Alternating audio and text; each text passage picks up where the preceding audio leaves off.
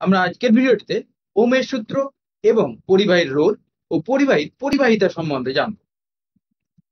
তো তোমরা সম্ভবত ক্লাস 10-এ এই ওমের সূত্র সম্বন্ধে জেনেছো। তা আমরা আজকের ভিডিওটিতে ওমের সূত্রটিকে একটু অন্যভাবে জানবো। তো এখানে ধরো একটি ধাতব পরিবাহী, তার সঙ্গে পরিবাহী তার যুক্ত করে তার সঙ্গে একটি তড়িৎ কোষ যুক্ত করা হয়েছে এবং এখানে এই পরিবাহীর সাথে একটি তড়িৎ কোষ যুক্ত থাকার ফলে পরিবাহীর মধ্যে একটি তড়িৎ ক্ষেত্রের সৃষ্টি হবে এবং তড়িৎ ক্ষেত্রের অভিমুখ হবে এখানে এই পরিবাহীটির যে প্রান্ত তড়িৎ কোষের ধনাত্মক প্রান্তের সাথে যুক্ত আছে সেই দিক থেকে পরিবাহীটি যে প্রান্ত ঋণাত্মক প্রান্তের দিকে যুক্ত আছে সেই প্রান্তের দিকে। এখন আমরা জানি যে কোনো পরিবাহীর মধ্যে প্রচুর সংখ্যক মুক্ত ইলেকট্রন থাকে এবং তাহলে এই পরিবাহীর মধ্যে থাকা মুক্ত ইলেকট্রনগুলির উপর এই তড়িৎ ক্ষেত্রের জন্য একটি তড়িৎ বল প্রযুক্ত হবে, যার মান হবে F সমান E ইন্টু ই। এখানে স্মল ই হচ্ছে ইলেকট্রনের আধান এবং ক্যাপিটাল ই হচ্ছে তড়িৎ ক্ষেত্র প্রাবল্য, এবং এই বলের জন্যই পরিবাহীর মধ্যে থাকা মুক্ত ইলেকট্রনগুলির মধ্যে ত্বরণ সৃষ্টি হবে। এখন পরিবাহীর মধ্যে অসংখ্য ধনাত্মক আয়ন থাকার জন্য এই মুক্ত ইলেকট্রনগুলি ওই ধনাত্মক আয়নের সঙ্গে সংঘাত ঘটার ফলে ইলেকট্রনগুলির ত্বরণ আর থাকে না, কিন্তু যে পরিমাণ ত্বরণ সৃষ্টি হয় তার মান হবে A is equal to F by M। অর্থাৎ আমরা জানি F সমান M এ, M হচ্ছে এখানে ইলেকট্রনের ভর, A হচ্ছে ইলেকট্রনের ত্বরণ। তাহলে আমরা ত্বরণ সমান পাচ্ছি F বাই M। এখানে F এর মান পেয়েছি E ইন্টু ই, তাহলে E into e by M। অর্থাৎ প্রতিটি মুক্ত ইলেকট্রনের যে পরিমাণ ত্বরণ সৃষ্টি হবে তার মান হচ্ছে ই বাই এম। এখন ধরা যাক এই পরিবাহীর মধ্যে যে কোনো একটি ইলেকট্রনের পরপর দুটি সংঘাতের মধ্যে সময় অবকাশ হচ্ছে টাউ। তাহলে এই সময় অবকাশে ইলেকট্রনটির অতিক্রান্ত দূরত্ব আমরা এই সূত্রটি থেকে নির্ণয় করতে পারি। এখন এখানে এই সূত্রটিতে ইউ হচ্ছে ইলেকট্রনের প্রাথমিক বেগ। যেহেতু এখানে তড়িৎ কোষ যুক্ত করার আগে এই পরিবাহীর মধ্যে কোন রকমের তড়িৎ ক্ষেত্র ছিল না, ইলেকট্রনগুলি পরিবাহীর মধ্যে অনবরত এদিক ওদিকে ঘুরে বেড়াচ্ছিল বিভিন্ন গতিবেগ নিয়ে এবং বিভিন্ন দিকে, অর্থাৎ ইলেকট্রনগুলি নির্দিষ্ট বেগের মান ও অভিমুখ ছিল না। তাহলে এই ধনাত্মক প্রান্তের দিকে আমরা বলতে পারি প্রাথমিক বেগ ছিল ইলেকট্রনগুলির শূন্য তড়িৎ কোষ যুক্ত করার আগে, এবং তড়িৎ কোষ যুক্ত করার ফলে ইলেকট্রনগুলি এই ত্বরণের ফলে এই অভিমুখে গতিশীল হয়েছে। তাহলে এখানে ইউ হচ্ছে শূন্য। এখন এই টাউ সময়ে যদি ইলেকট্রনগুলি এক্স পরিমাণ দূরত্ব অতিক্রম করে তাহলে এক্স সমান হবে হাফ এ টাউ স্কোয়ার। এবং এই দুটি সংঘাতের মধ্যে ইলেকট্রনটি যদি ভি বেগ নিয়ে চলে তাহলে আমরা জানি বেগ সমান হচ্ছে সরণ বাই সময়। এক্ষেত্রে সরণ বা অতিক্রান্ত দূরত্ব হচ্ছে একই, তাহলে ভি সমান লিখতে পারি আমরা এক্স বাই টাউ। তাহলে এখান থেকে আমরা পাচ্ছি half e by m into tau, এবং এটি হচ্ছে ইলেকট্রনের অনুপ্রবাহের বেগ। এবং আমরা এর আগের ভিডিওটিতে দেখেছি ইলেকট্রনের অনুপ্রবাহের বেগ ভি, পরিবাহীর প্রস্থচ্ছেদের ক্ষেত্রফল যদি এ, এবং পরিবাহীর প্রতি একক আয়তনে মুক্ত ইলেকট্রনের সংখ্যা যদি এন হয় তাহলে পরিবাহীতে তড়িৎ প্রবাহ মাত্রা আই সমান হবে এন ই এ ভি। এছাড়া প্রবাহ ঘনত্ব যে সমান হচ্ছে আই বাই এ, তাহলে এখানে যে সমান পাচ্ছি এন ই ভি।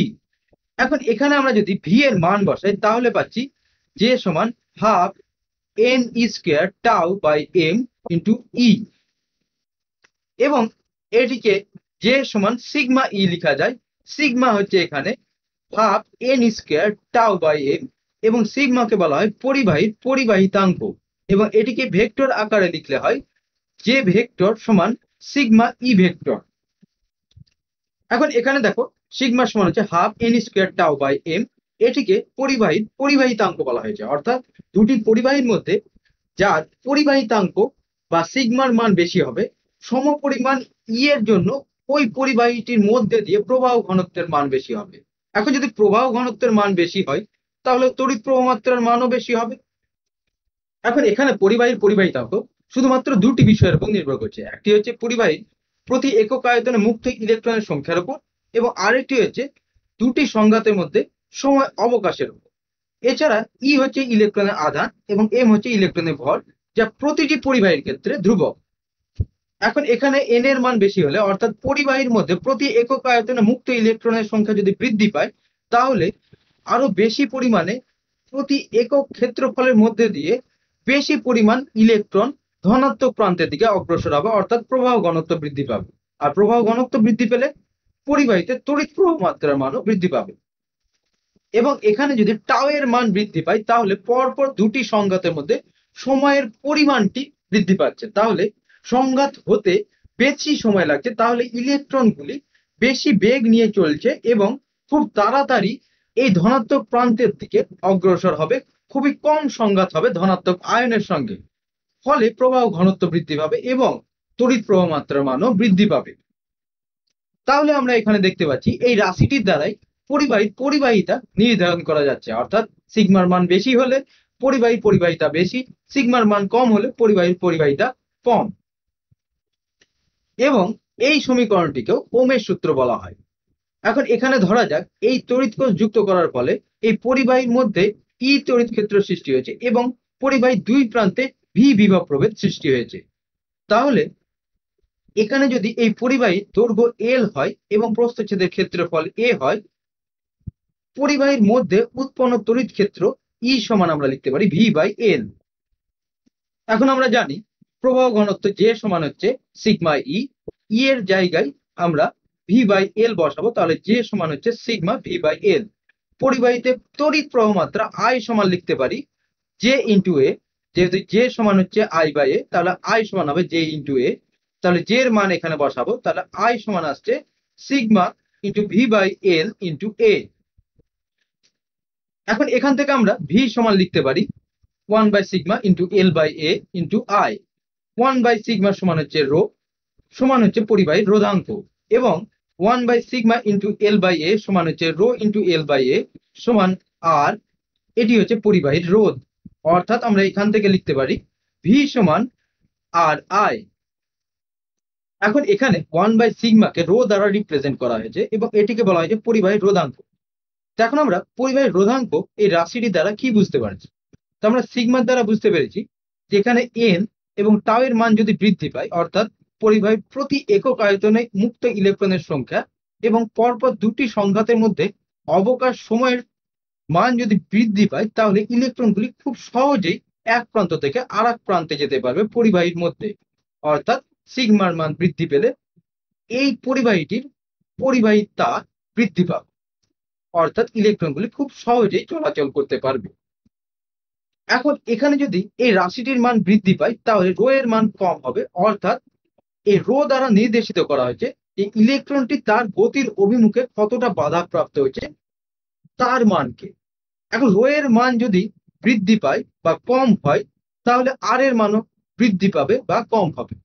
যেমন এখানে যদি এন এর মান বা টাও এর মান বৃদ্ধি পায়, তাহলে সিগমার মান বৃদ্ধি পাবে। সিগমার মান বৃদ্ধি পেলে রো এর মান হ্রাস পাবে, রো এর মান হ্রাস পেলে আর এর মান হ্রাস পাবে। আবার সিগমার মান যদি কম হয়, তাহলে রো এর মান বৃদ্ধি পাবে, অর্থাৎ পরিবাহিতাঙ্ক যদি কম হয় রোধাঙ্ক বেশি হবে, রোধাঙ্ক বেশি হলে পরিবাহীর রোধ বেশি হবে, অর্থাৎ ইলেকট্রনগুলি তার গতির অভিমুখে বেশি বাধাপ্রাপ্ত হবে এবং সেটিকেই বলা হচ্ছে রোধ। এবং দেখা গিয়েছে উষ্ণতা অন্যান্য ভৌত অবস্থা যদি অপরিবর্তিত থাকে, তাহলে পরিবাহীর রোধও অপরিবর্তিত থাকে। তাহলে আমরা বলতে পারি যে উষ্ণতা ও অন্যান্য ভৌত অবস্থা অপরিবর্তিত থাকলে কোনো পরিবাহীতে প্রবাহ মাত্রা পরিবাহী দুই প্রান্তের বিভব পার্থক্যের সমানুপাতিক, এবং এটি হচ্ছে ওমের সূত্র। তো এবার আমরা পরিবাহীর রোধ ও রোধাঙ্ক সম্বন্ধে জানবো। এখন কোনো পরিবাহী দৈর্ঘ্য যদি এল হয় এবং প্রস্থচ্ছেদের ক্ষেত্রফল যদি এ হয়, তাহলে পরিবাহীর রোধ আর সমান হবে রো ইন্টু এল বাই এ। এখানে রো হচ্ছে পরিবাহীর রোধাঙ্ক এবং রোধের একক হচ্ছে ওম, এবং এটিকে বর্তনীতে এই ধরনের চিহ্ন দ্বারা সূচিত করা হয়।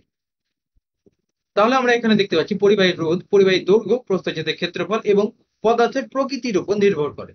এখন যেহেতু রো হচ্ছে পরিবাহীর রোধাঙ্ক, তাহলে এক্ষেত্রে আমরা দেখতে পাচ্ছি এই এল সমান যদি 1 হয় আর এ সমান যদি 1 হয়, অর্থাৎ পরিবাহীর দৈর্ঘ্য এবং পরিবাহীটির প্রস্থচ্ছেদের ক্ষেত্রফল যদি 1 হয়, তাহলে আর সমান হবে রো।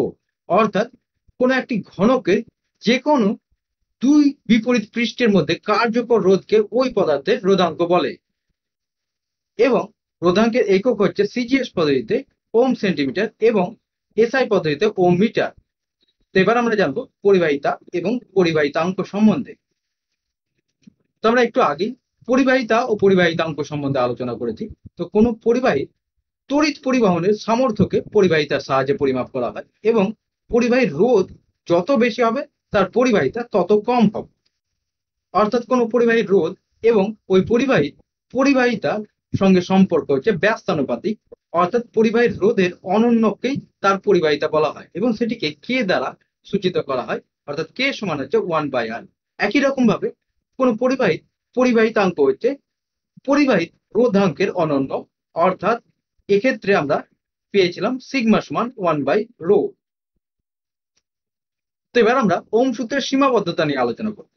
তো দেখা গিয়েছে রূপো, তামা, অ্যালুমিনিয়াম প্রভৃতি বেশিরভাগ ধাতু যদি উষ্ণতা অপরিবর্তিত থাকে তাহলে ওহমের সূত্র মেনে চলে, অর্থাৎ V = RI এই সমীকরণটি মেনে চলে। এখন আমরা যদি V ভার্সেস I গ্রাফ অঙ্কন করি এই সব ধাতুগুলির ক্ষেত্রে, তাহলে এদের গ্রাফটি হবে একটি সরলরেখা এবং সেটি মূল বিন্দুগামী হবে। অর্থাৎ যখন I শূন্য তখন বিভব প্রভেদ শূন্য বা বিভব প্রভেদ শূন্য হলে তড়িৎ প্রবাহ মাত্রাও শূন্য হবে এবং এই সব পদার্থগুলিকে বলা হয় ওহমীয় পরিবাহী।